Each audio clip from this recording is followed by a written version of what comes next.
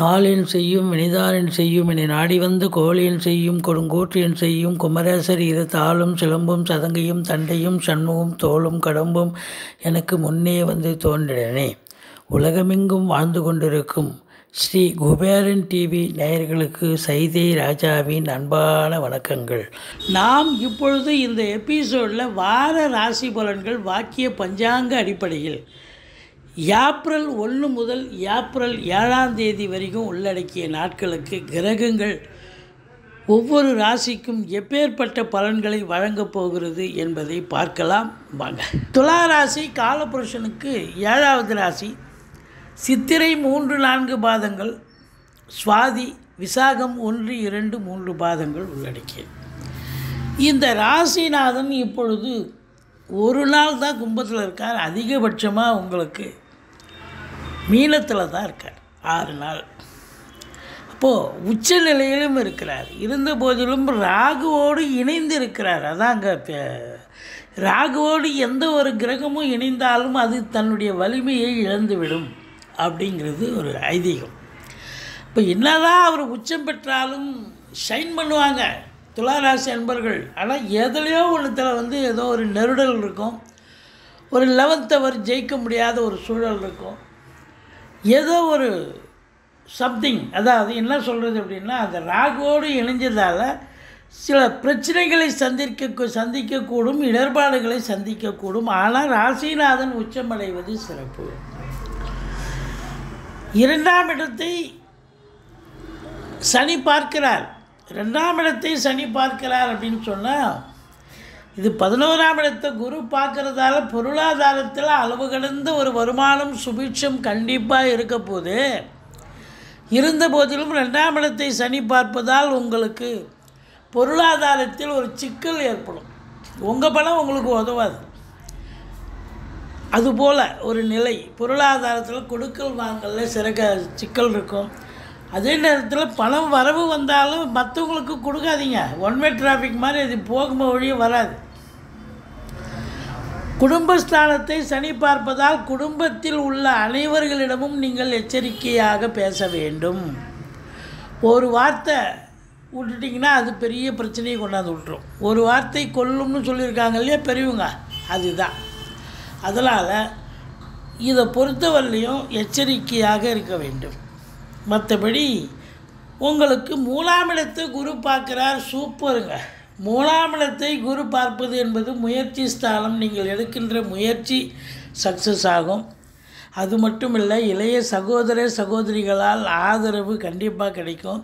BPO, software, hardware, தபால் தந்தி இலாக்கா, courier service, விளையாட்டு வீரர்கள், வீராங்கனைகள், நடன கலைஞர்கள், ஸ்டண்ட்டு கலைஞர்கள், பின்னணி பாடகர்கள், இசை அமைப்பாளர்கள், இசை வல்லுநர்கள், சினிமா மற்றும் தொலைக்காட்சி பிரிவில் பணியாற்றக்கூடிய நடிகைகள், டெக்னீஷியன்கள், எடிட்டர்கள், கேமராமேன்கள், புகைப்பட கலைஞர்கள் அத்துணை பேர்களுக்கும் வாய்ப்புகள் கதவை தட்டப்போகிறது. ஒரு சிலருக்கு குறுகிய தூர பயணம் ஏற்படும்.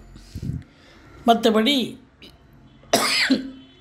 உங்களுக்கு 5ஆம் இடத்தில் சனி பகவான் இருக்கிறது மிக மிக சிறப்பு. குலதெய்வத்தின் அனுகிரகத்தால் இந்த வாரம் சாதிக்கப் போகிறீர்கள். தொட்டதெல்லாம் தொடங்க போகிறது அப்படின்னு சொல்லலாம். 6ஆம் இடம் ராகு பகவான் இருக்கிறார். 6ஆம் இடத்துல ராகு இருந்தால் அதாவது அஷ்டலட்சுமி யோகம்னு சொல்லுவாங்க. எங்கே போனாலும் ஜெயிக்கலாம். விரோதிகளே கிடையாது. எதிரிகள் இருந்தால் நீங்கள் தான் அதில் வின் பண்ணுவீங்க. போட்டி பந்தயம்லாம் நீங்கள் தான் வின் பண்ணுவீங்க. அப்போ இந்த பிள்ளைகள் இளைஞர்களுடைய தேடல்கள் என்பது சக்ஸஸ் ஆகும். அவங்க இளைஞர்கள் என்ன பண்ணுவாங்க, படித்து முடிச்சுட்டு வேலைக்காக முயற்சி பண்ணுவாங்க, இன்டர்வியூ அட்டெண்ட் பண்ணுவாங்க, இல்லை தேர்வு எழுதுவாங்க. யூபிஎஸ்சி, டிஎன்பிஎஸ்சி, பேங்க் எக்ஸாம், இப்படி வேலைக்காக முயற்சி பண்ணி தேர்வு எழுதுவாங்க. அந்த தேர்வில் பெரிய லெவலில் சக்ஸஸ் ஆகக்கூடிய ஒரு நிலை இருக்குது. மற்றபடி உங்களை பொறுத்தவரையிலும் வெளிநாடு போகணும்னு நினைக்கக்கூடியவர்கள் தாராளமாக செல்லலாம். நல்லதே நடக்கக்கூடிய ஒரு சூழல் நிச்சயமாக இருக்குது. இதில் பாருங்கள், 11ஆம் வீட்டை குரு பார்த்தது சிறப்பு. தொட்டதெல்லாம் தொடங்க போகிறது, லாபமயம். ஆனால் 11ஆம் இடத்த அதிபதியோ 6ஆம் இடத்துல போய் ராகுவோடு லாக் ஆகிட்டார். அப்போ என்ன அப்படின்னு பார்த்தீங்கன்னு சொன்னால்,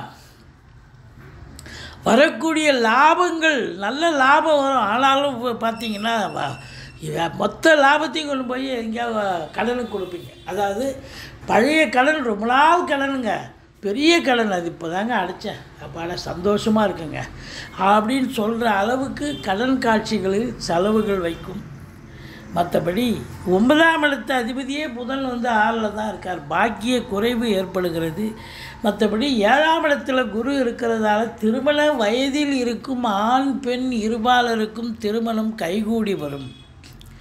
மற்றபடி உங்களுக்கு இந்த குருவை சனி பகவான் பார்க்குறதால இந்த டாக்குமெண்ட் பிரச்சனைகள் ஏதாவது வரலாம், கொஞ்சம் பார்த்துங்க.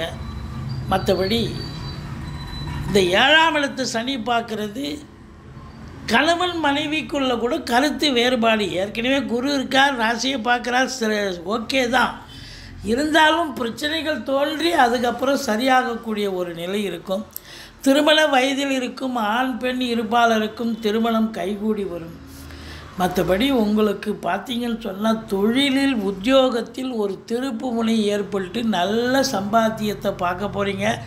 சம்பாத்தியங்கிறது ரெட்டிப்பு வருமானம். அதுலேயும் குறிப்பாக கலைத்துறையில் பணியாற்றக்கூடியவர்கள் நல்ல ஒரு பிஸியாக இருக்கக்கூடிய ஒரு அமைப்பு, நல்ல சம்பாத்தியம் கிடைக்கக்கூடிய ஒரு நிலை அப்படின்னு சொல்கிறோம்.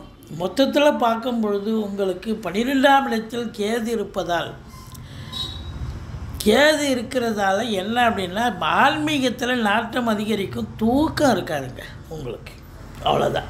மற்றபடி குறை ஒன்றும் இல்லை. இந்த ராசி அன்பர்களுக்கு இந்த வாரம் எப்படி இருக்க போகுது அப்படின்னு பார்த்தீங்கன்னா, திருமண வயதில் இருக்கும் அன்பர்களுக்கு திருமணம் கைகூடி வரும். வெளிநாட்டு பயணம் உங்களுக்கு அனுகூலத்தை தரும். மற்றபடி பொருளாதாரத்தில் ஒரு சுபீட்சமான ஒரு நிலையை எட்டப் போகிறீர்கள். அற்புதமான ஒரு வாரம்.